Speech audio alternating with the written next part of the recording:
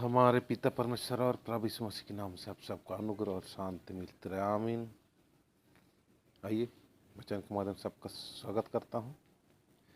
आज का वचन का विषय है, क्या प्रभु यीशु मसीह फिर से गुप्त रूप से देह धारण करके आया है, और क्या बादलों पे घोड़ों पे सवार प्रभु यीशु मसीह जो आने वाला है, जो वचन हमें कहता है, वो क्या झूठा मसीह है?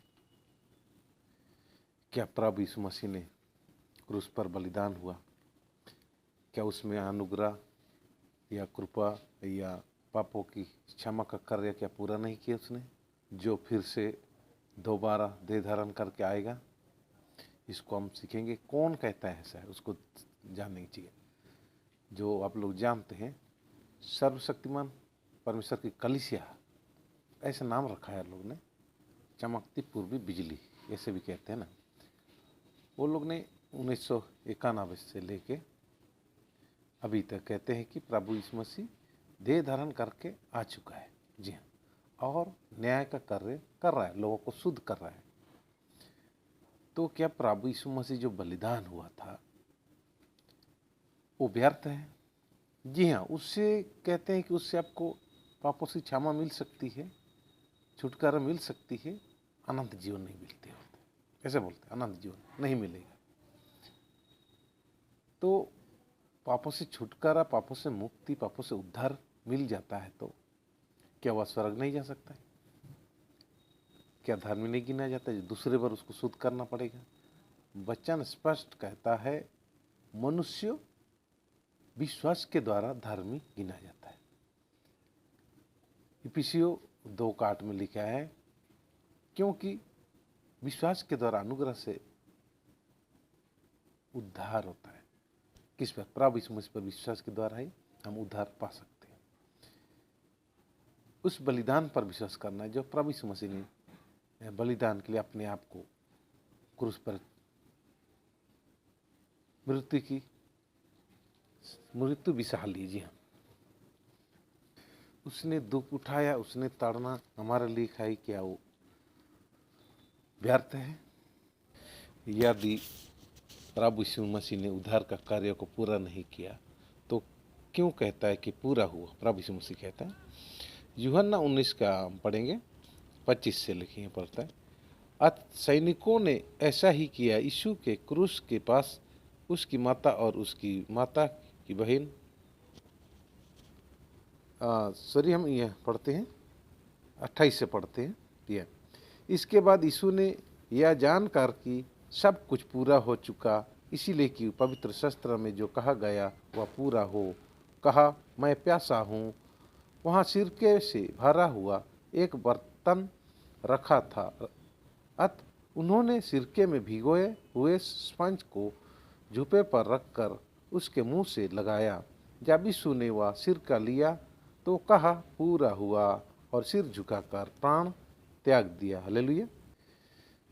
तो प्रभु यीशु मसीह ने तो कहा पूरा हो गया, सब उद्धार का कार्य पूरा हो गया, परंतु ये लोग का कहना है जो अपने आप को चमकती पूर्वी बिजली या सर्वशक्तिमान परमेश्वर वचन कहते हैं, वो लोग का पूरा नहीं हुआ है। वो लोग अलग से एक बाइबल बना ली, बाइबल नहीं है वो, बाइबल भी नहीं कहला, एक पुस्तक निकाला है परमेश्वर का, सर्वशक्तिमान परमेश्वर का वचन का, उसमें अपने ही काल्पनिक कथाओं को लिखते हैं। और 1991 से कोई उद्घाटन किया है व्यक्ति, तो वहाँ से कहते हैं कि प्रभु यीशु मसीह गुप्त रूप से आया है, आ पहुँचा है, ताकि लोग का न्याय और उनको शुद्धिकरण करता है।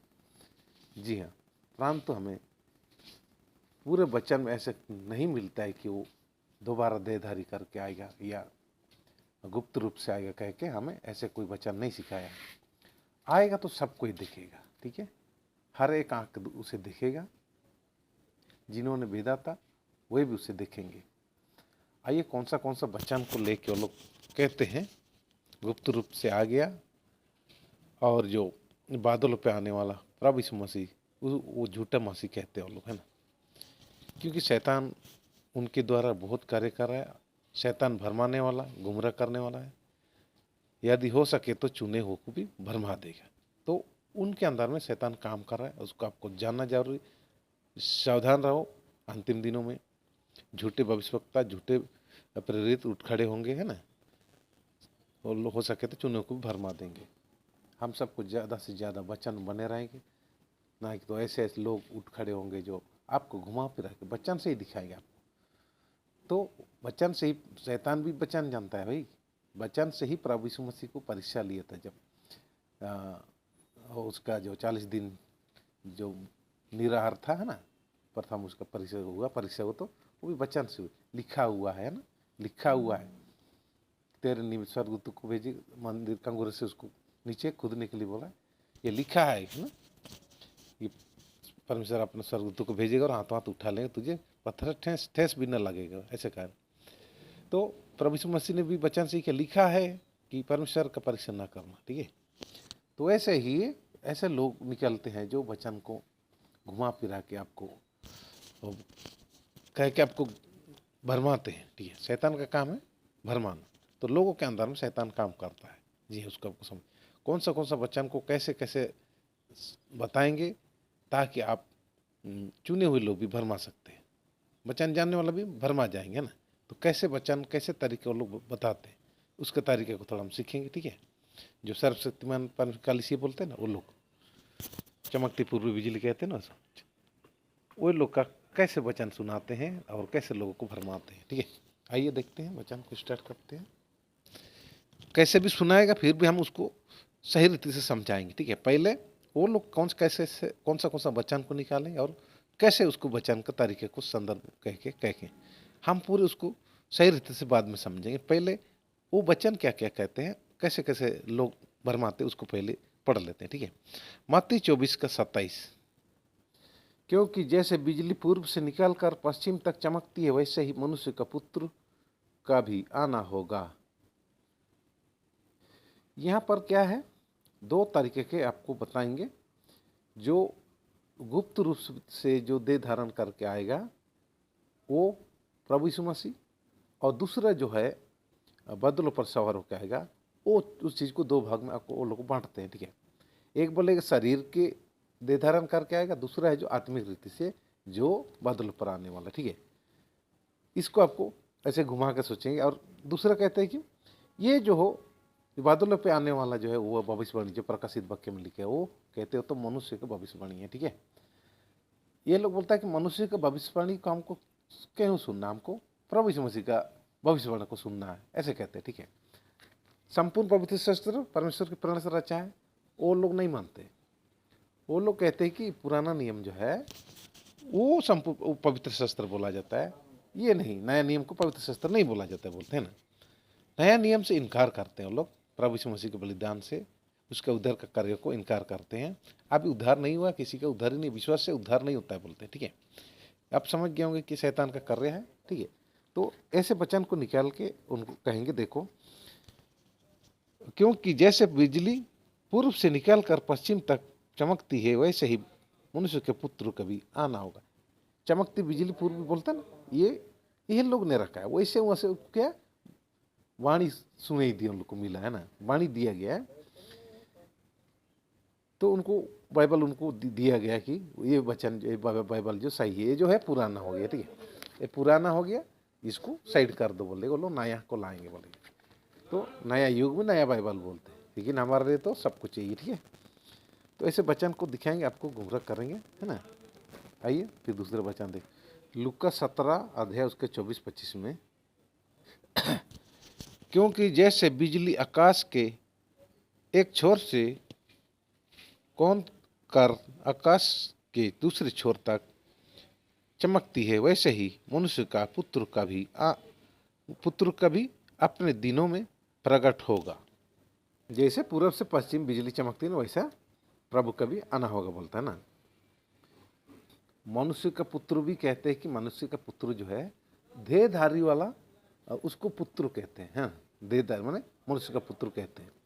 परंतु हम देखेंगे प्रकाशित वाक्य जो बादल पे ना, वो भी मनुष्य का पुत्र ही कहलाया है ना। मनुष्य का पुत्र क्यों कहा गया है उसको भी हम जानेंगे। तो ये लोग का कहना ऐसा है, ठीक है। जो हम जानते हैं कि यहूदी बैतलहम में क्या यरूशलेम के बैतलहम में जन्म हुआ था प्रभु यीशु मसीह देहधारी, हम जानते हैं वचन देहधारी हुआ, ठीक है, वचन देहधारी हुआ। जैसे यूहन्ना के 1 अध्याय 13 से जब देखते हैं 13-14 में, वह ना तो लहू से, ना शरीर की इच्छा से, ना मनुष्य की इच्छा से, परंतु परमेश्वर से उत्पन्न हुए हैं। और वचन देहधारी हुआ और अनुग्रह और सच्चाई से परिपूर्ण होकर हमारे बीच में डेरा किया, और हमने उसकी ऐसी महिमा देखी जैसे पिता के एकलौते की महिमा। वो देखा है ना, प्रभु यीशु मसीह को देखा था वो लोग। देहधारी हुआ तो वचन देहधारी हुआ ना, देहधारी हुआ तो हमें एक ही बार देहधारी की बात कर रहा है। देहधारी हुआ, उसके बाद तो महिमा के साथ आने वाला है, ठीक है, न्याय करने के लिए आएंगे, ठीक है। तो ये लोग का कहना कि नहीं और एक बार देहधारी होकर आएगा, ठीक है। ऐसे कोई वचन में हम लोग को देखने को नहीं मिलता है कि दोबारा देहधारी करके आएगा, फिर मनुष्य बन के आएगा, ऐसा नहीं। आप सिर्फ न्याय के समय आएगा। आगे देखते हैं लूका 17:25 में लिखा, परंतु पहले अवश्य है कि वह बहुत दुख उठाए और इस युग के लोग उसे तुच्छ ठहराए। जैसे नूह के दिनों में हुआ था वैसे ही मनुष्य के पुत्र के दिन में भी होगा। जिस दिन तक नूह जहाज पर न चढ़ा उस दिन तक लोग खाते पीते थे और उनमें विवाह होते थे। तब जल प्रलय ने आकर उन सबको नष्ट किया। हालेलुया। तो यहाँ पर हमको समझने की जरूरत है। यहाँ ये लोग कहता है कि परंतु पहले क्या होगा, अवश्य है कि वह बहुत दुख उठाएगा और इस युग के लोग उसे तुच्छ ठहराएंगे। इसी युग के बोल रहे हैं। अभी जो समय चल रहा है, जो देहधारी होके आ गया 1991 में आ गया, कहते हैं, उनका कहना है। तो अभी क्या है, दुख उठाएगा ना। तो बोलेंगे शरीर बिना उसको दुख कैसे उठाएगा, हाथ बादलों पर आएगा तो वो कैसे, तो राजा के समान आएगा तो वो दुख कैसे उठाएगा ना, ऐसे बोलते हैं। तो इसको समझने के लिए जब हम सही रीति से पढ़ेंगे तो 20 पद से जब पढ़ते हैं तो हमको ये सच्चाई मालूम चलेगी, ठीक है। 20 पद से इस प्रकार लिखा है, जब फरीसियों ने उससे पूछा कि परमेश्वर का राज्य कब आएगा, तो उसने उनको उत्तर दिया, परमेश्वर का राज्य दृश्य रूप में नहीं आता, और लोग यह न कहेंगे कि देखो यहाँ है या वहाँ है, क्योंकि देखो परमेश्वर का राज्य तुम्हारे बीच में है। फिर उसने चेलों से कहा, वे दिन आएंगे जिनमें तुम मनुष्य के पुत्र के दिनों में से एक दिन को देखना चाहोगे और नहीं देखने पाओगे। लोग तुमसे कहेंगे देखो वहाँ है, देखो यहाँ है, देखो यहाँ है, परंतु तुम चले न जाना और ना उनके पीछे हो लेना, ठीक है। झूठे भविष्यवक्ता उठ खड़ेंगे, देखो मसीहा मैं हूँ, मसीह यहाँ है, मसीह वहाँ है, तो उसका विश्वास नहीं करना बोल रहे ना। जैसे आज लोग कहते हैं मसीह आ गया है, आया है ना। तो किस प्रकार आएगा ये चीज हमें बता रहा है, क्योंकि जैसे बिजली आकाश के इस छोर से दूसरे छोर तक क्या करेगा, चमकती है, हम बिजली चमकते हम देखते हैं ना, वैसे ही इतना पलक मरते झपकते आएगा, आकाश में दिखाई देगा ना। तो उस दिन क्या करेगा, चमकती है, वैसे ही मनुष्य का पुत्र भी प्रकट हो जाएगा, वहाँ पर प्रकट होंगे ना। ये चीज बोल रहा है, कितना स्पीड से चमकता है ना, उसको सेकंड भी नहीं लगता है बिजली चमकने ऐसे वो पहुंचने का ना। वैसे बोल रहा है, एक उदाहरण आपको समझा रहा है। परंतु क्या बोलता है, अवश्य है कि वह बहुत दुख उठाए और इस युग के लोग उसे तुच्छ ठहराएं। प्रभु यीशु मसीह उस समय जीवित था, उस समय शास्त्री फरीसियों के साथ बातें कर रहा था, यहूदियों के लोग सब बातें कर रहा था, चेले भी थे उनके पास। तो ये सब उस समय उसने भविष्यवाणी करके बता रहा, पहले की बात है ना। तो जीवित था, दुख उठाए गए, पहले से ही बोल रहा है ना कि दुख उठाऊंगा, तीसरे दिन फिर जी उठूंगा ना, मार डालेंगे मेरे को शास्त्री पर जो भी मार डालेंगे मुझे और मैं तीसरे दिन जी उठूंगा। ये पहले से अपने जीवित रहते, उसी समय ये चीज भविष्यवाणी किया था। जी हाँ, अभी फिर देहधारी होकर फिर दुख उठाएगा, क्या मतलब हुआ? जो पहले दुख जो उठाया क्या वो काफी नहीं था? उसने पवित्र लहू बहाया, काफी नहीं था? जो अभी दोबारा गुप्त रूप से आया, कौन सा वचन को फिर से देखते हैं। मत्ती 24:44 को दिखाएंगे, इसीलिए तुम भी तैयार रहो, क्योंकि जिस घड़ी के विषय में तुम सोचते भी नहीं हो, उसी घड़ी मनुष्य का पुत्र आ जाएगा। ये क्या कहेंगे, चोर के समान आ जाएगा। ठीक है, इसमें इसमें समझने के लिए हम 36 से पढ़ेंगे, तब जाकर हमको समझ में आएगा। परंतु हम शॉर्टकट वाला को पहले देख लेते हैं। दूसरा जो है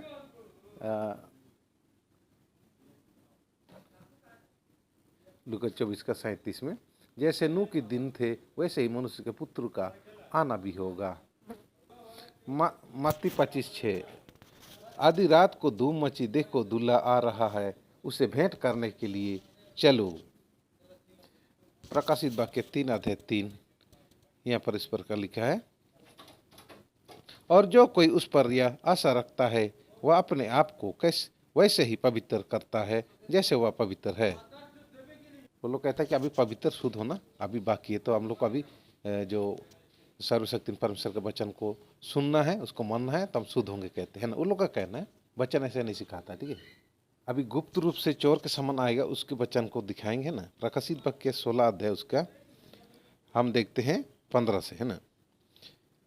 देख मैं चोर के समान आता हूँ, धन्य है वह जो जागता रहता है और अपने वस्त्र की चौकसी करता है कि वह नंगा ना फिरे और लोग उसका नंगापन ना देखे।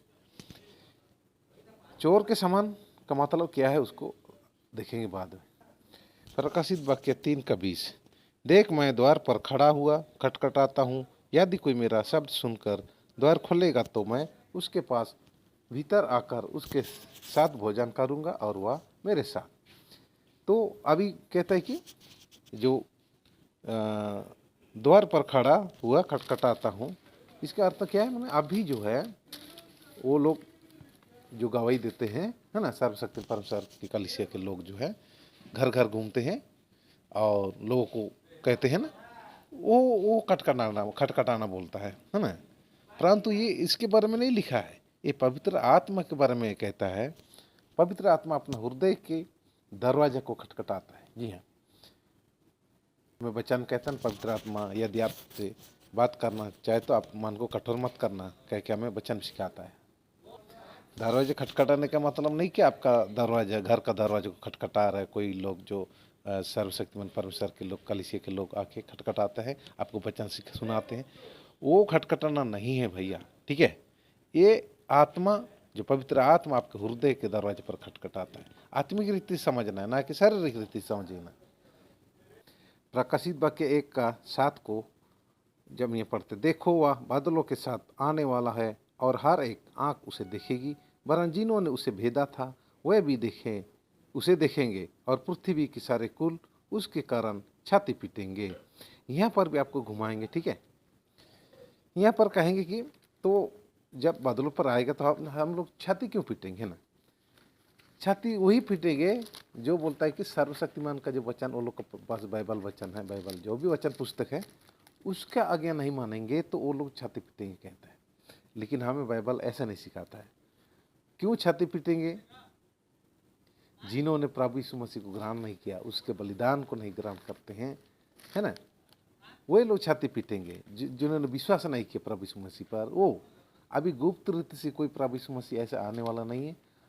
एक बार आया, हम देखा, जाना, है ना, उसने पवित्र आत्मा के द्वारा गर्भ में और जन्मा और उसके बाद 33.5 साल तक उसने क्या करा, प्रचार किया। हम उसको जानते, उस क्रूस पर बलिदान हो गया, है ना, उसने उद्धार का कार्य को पूरा कर दिया। हमें हमारे पापों से उसने अपने पवित्र लहू से मोल लिया है। पवित्र लहू बहाया, अपने आप को दे दिए। परमेश्वर ने जगत से ऐसे प्रेम रखा कि अपना इकलौता पुत्र दे देता कि जो कोई उस पर विश्वास करे नाश न परंतु अनंत जीवन पाए। तो विश्वास करेंगे तो अनंत जीवन पा रहे ना भाई। तो बोलता नहीं, तुम्हारा पाप से क्षमा तो हो गया, पाप से उद्धार हो गया, परंतु आनंद जीवन आप नहीं पाएंगे। वचन तो हमें कैसे सिखा रहा है? वचन यही सिखा रहा है कि परमेश्वर ने जगत पर इसीलिए नहीं भेजा उसको कि यही पढ़ लेते हैं जीवन 3:16-17 में लिखा है, क्योंकि परमेश्वर ने जगत से ऐसे प्रेम रखा क्या उसने अपना एकलौता पुत्र दे दिया ताकि जो कोई उस पर विश्वास कर नाश ना हो परंतु अनंत जीवन पाए। परमेश्वर ने अपने पुत्र को जगत में इसलिए नहीं भेजा कि जगत पर दंड की आज्ञा दे, परंतु इसलिए कि जगत उसके द्वारा उद्धार पाए। जो उस पर विश्वास करता है उस पर दंड की आज्ञा नहीं। स्पष्ट वचन लिखा है भाई। जो प्रभु यीशु मसीह पर विश्वास करेगा उस पर दंड की आज्ञा नहीं होती, परंतु जो उस पर विश्वास नहीं करता वह दोषी ठहर चुका, इसलिए कि उसने परमेश्वर के एकलौते पुत्र के नाम पर विश्वास नहीं किया। और दंड की आज्ञा का कारण यह है कि ज्योति जगत में और मनुष्य ने अंधकार को ज्योति से अधिक प्रिय जाना, क्योंकि उनके काम बुरे थे। क्योंकि जो कोई बुराई करता है वह ज्योति से बैर रखता है, और ज्योति से, यही वचन ज्योति है, प्रभु यीशु मसीह है ना, तो रखता है और ज्योति के निकट नहीं आता, ऐसा ना हो कि उसके काम पर दोष लगाया जाए। परंतु जो सत्य पर चलता है वह ज्योति से के निकट आता है, ताकि उसके काम प्रकट हो कि वह परमेश्वर की ओर से किए जाए।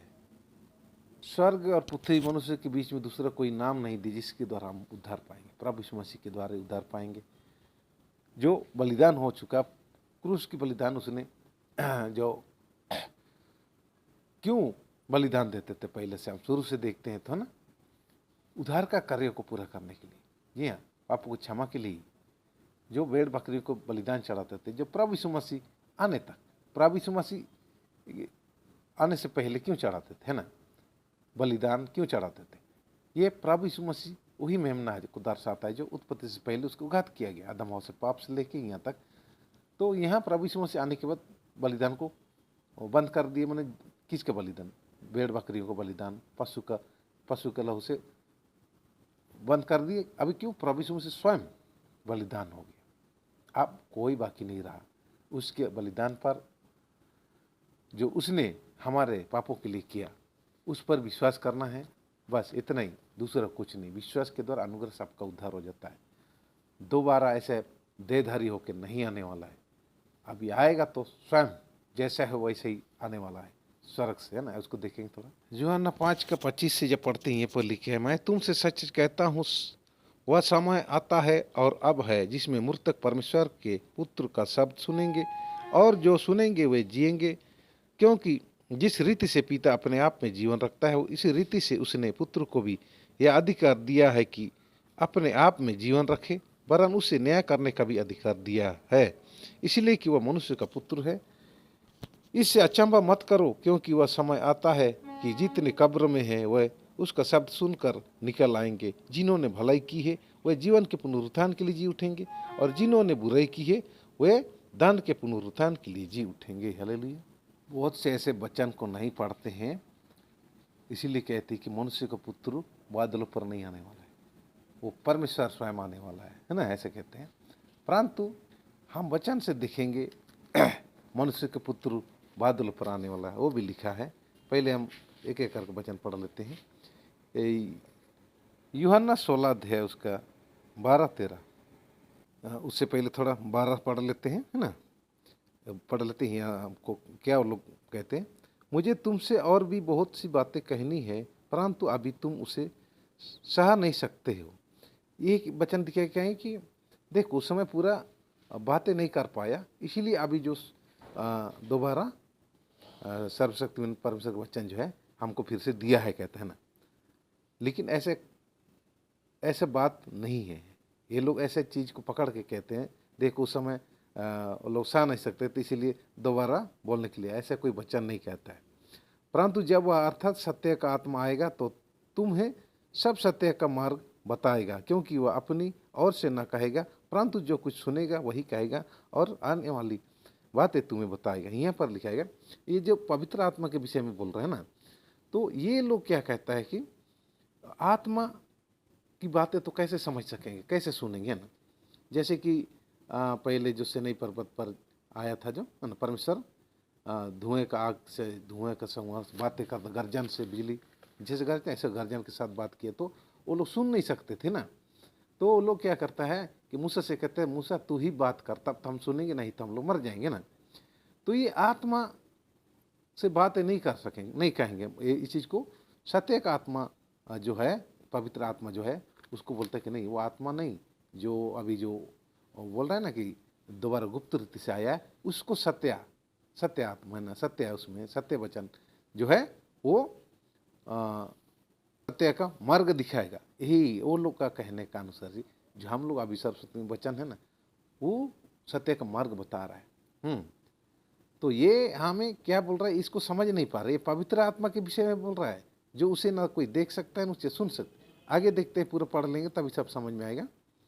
परंतु जब वह अर्थात सत्य का आत्मा आएगा और तुम्हें सब सत्य का मार्ग बताएगा, क्योंकि वह अपनी ओर से न कहेगा, परंतु जो कुछ सुनेगा वही कहेगा, और आने वाली बातें तुम्हें बताएगा। वह मेरी महिमा करेगा, क्योंकि वह मेरी बातों में से लेकर, किसकी बातों में से? प्रभु यीशु मसीह की बातों में लेकर पवित्र आत्मा तुम्हें बताएगा। जो कुछ पिता का है वह सब कुछ मेरा है, इसीलिए कि मैंने कहा कि वह मेरी बातों में से लेकर तुम्हें बताएगा। इसको कौन भेज रहा है, उसको भी देख लेते। 7-5 यूहन्ना 16:7 से जब पढ़ते हैं, क्या लिखा है? तो भी मैं तुमसे सच कहता हूँ कि मेरा जाना तुम्हारे लिए अच्छा है। अपने चेलों से कह रहा है, पिता के पास जाना होगा ना, क्योंकि यदि मैं ना जाऊं तो वह सहायक तुम्हारे पास ना आएगा। सहायक किसको बोला जा रहा है? पवित्र आत्मा को बोला जा रहा है भाई। ये गुप्त में आने वाला प्रभु को नहीं बोला जा रहा है। गुप्त उसमें नहीं आएगा, अभी खुलेआम आकाश में खुलेआम आएगा। परंतु यदि मैं जाऊंगा तो तुम्हें तुम्हारे पास भेजूंगा। तो किसको भेजने की बात बोल रहा है? गुप्त रीति से प्रभु यीशु मसीह अपने आप को भेजेगा, ऐसे नहीं बोल रहा है। पवित्र आत्मा को भेजने की बात बोल रहा है ना। यदि मैं जाऊंगा तो उसे तुम्हें तुम्हारे पास भेजूंगा। वह आकर संसार को पाप और धार्मिकता और न्याय के विषय में निरुद्ध करेगा। पाप के विषय में इसलिए कि वे मुझ पर विश्वास नहीं करते, और धार्मिकता के विषय में इसलिए कि मैं पिता के पास जाता हूँ और तुम मुझे फिर ना देखोगे। न्याय के विषय में इसलिए कि संसार का सरदार दोषी ठहराया गया। हालेलुया।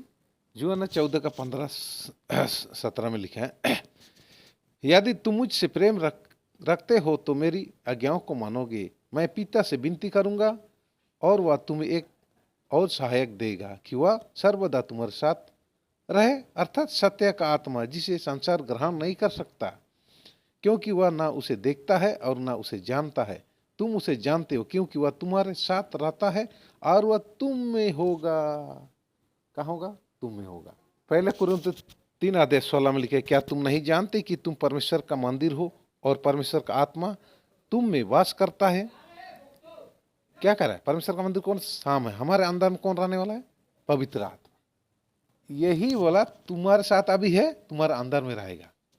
तो क्या है, गुप्त में आने वाला हमारे अंदर घुस सकता है? नहीं। वो पवित्र आत्मा के बारे में बोला जा रहा है। सत्य का आत्मा पवित्र आत्मा है, जो हमारे अंदर, जो जब विश्वास करके हम उद्धार पा लेते हैं तो पवित्र आत्मा हमें देता है। ठीक है, हमारे अंदर में रहता है और वो हमें सब कुछ समझाता है। ठीक है, बताता है, सहायक है, वो सहायता करता है हमारे अंदर में रह के, हमें सत्य का मार्ग और न्याय के विषय में सब कुछ हमें वो सिखाता है, समझाता है। पवित्र आत्मा हमारा सहायता करता है। जी हाँ। मनुष्य के पुत्र के विषय में मार्कुस 14 का जब हम पढ़ते हैं 60 से लेकर 60 से हम आरम्भ करते हैं। पर लिखा है, तब महायाजक ने बीच में खड़े होकर यीशु से पूछा, तू कोई उत्तर नहीं देता? ये लोग तेरे विरोध में क्या गवाही देते हैं? परंतु वह मौन सधे रहा और कुछ उत्तर न दिया। महायाजक ने उससे फिर पूछा, क्या तू उस परम धन्य का पुत्र मसीहा है? यीशु ने कहा, मैं हूं। और तुम मनुष्य के पुत्र को सर्वशक्तिमान की दाहिने और बैठ और आकाश के बादलों के साथ आते देखोगे। क्या बोला यहाँ पर? बादल पर कौन आ रहा है? मनुष्य के पुत्र, जो प्रकाशित वाक्य 1:7 में लिखा है। देखो, वह बादलों के साथ आने वाला है और हर एक आंख उसे देखेगी, वरन जिन्होंने उसे भेदा था वे भी उसे देखेंगी, और पृथ्वी भी सारे कुल उसके कारण छाती पीटेंगे। क्योंकि रैप्चर के बाद कौन बच जाएगा? पृथ्वी के लोग। वो लोग छाती पीटेंगे, विलाप करेंगे। हम क्यों विलाप करेंगे? हमें तो ऊपर उठा लिया जाएगा, विश्वासी लोग को तो। जी हाँ। तो अविश्वासी लोग, वो लोग छाती पीटेंगे। पृथ्वी के कुल वो लोग हो गया ना, हम तो स्वर्ग का रोहित हो गया, चला गया, तो छाती कौन पीटेगा? वही लोग ना। हम क्यों पीटेंगे? हम नहीं पीटेंगे, हम तो आनंदित होते चल जाएंगे। हालेलुया। प्रकाशित वाक्य 1:7 में जो बादलों के साथ आने वाला प्रभु यीशु मसीह, उसको क्या बोलते लोग? वो झूठा मसीहा है, उस पर विश्वास मत करो, ऐसे बोलता है। अभी जो गुप्त से आया है उसको मसीहा मानो बोलता है। एक तो फिर प्रकाशित वाक्य 19:11 से पढ़ेंगे तो यहाँ क्या लिखा है? फिर मैंने स्वर्ग को खुला हुआ देखा और देखता हूँ कि एक श्वेत घोड़ा है और उस पर एक सवार है जो विश्वास योग्य और सत्य कहलाता है। सत्य कौन? प्रभु यीशु मसीह कहलाता है। और वह धर्म के साथ न्याय और युद्ध करता है। उसकी आंखें आग की ज्वाला है और उसके सिर पर बहुत से राजमुकुट है। उस पर एक नाम लिखा है जिसे उसको छोड़ और कोई नहीं जानता। वह लहू छिड़का हुआ वस्त्र पहना है, बलिदान को दिखा रहा है, ठीक है। और उसका नाम परमेश्वर का वचन, परमेश्वर का वचन, वचन देहधारी हुआ प्रभु यीशु मसीह वचन, ठीक है, समझ आ रहा है। स्वर्ग की सेना श्वेत घोड़ा पर सवार और श्वेत और शुद्ध मलमल, धर्म का चिन्ह है, धर्म लोग है ना, पहने हुए उसके पीछे पीछे है। क्या बोल रहा है? श्वेत घोड़ों पर सवार और श्वेत और शुद्ध मलमल पहने हुए उसके पीछे पीछे हैं। जाति जाति को मारने के लिए उसके मुंह से एक चौखी तलवार निकलती है। चौखी तलवार दो धारी वचन है ना। वह लोहे का राजदंड लिए हुए उन पर राज करेगा और सर्वशक्तिमान परमेश्वर के भयानक प्रकोप की जलजलाहट की मदिरा के कुंड में दाख रौंदेंगे। उसके वस्त्र और जंग पर यह नाम लिखा है, राजाओं का राजा और प्रभुओं का प्रभु। हालेलुया।